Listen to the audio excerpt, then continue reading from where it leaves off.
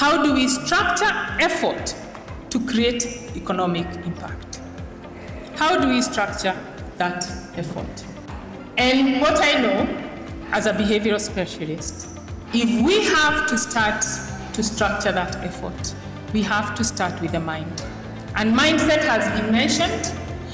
In behavioral science, we call this energy. And the reason we call it energy is because energy is fluid. Energy can change, energy is adaptable. Most of our small and medium enterprises operate from these three levels of energy: survival energy, blame energy, or hustle energy. Survival energy, here, the focus is on getting through today. Businesses are too busy, but what we hear is complaining.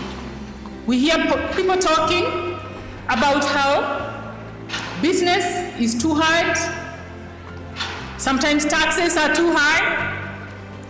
There is a lot of complaining on how the friction is difficult, how the friction is creating resistance. So there is always crisis management happening. The second energy that we see in the hustle economy is blame energy. And this is driven by conflict, by anger, by tension. Here, this energy is focused on fighting the system and everything that supposedly could be the cause for friction. Here, many of us blame the government. At least in the survival energy, sometimes we blame ourselves and we say there's nothing I can do about it. I succumb to my fate.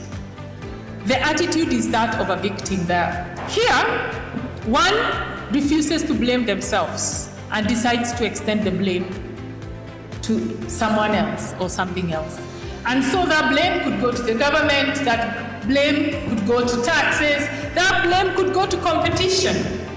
That when you come and set up a similar business, when I know you run a similar business, the first thing that goes to my mind is that you're taking away from me. That is blame energy. It is driven by conflict, and it is work is to make sure that I win, and for me to win, you must lose. But do we have to operate that way? Or, the third one we see is the hustle energy. In the hustle energy, you see a lot of things happening, constant activity.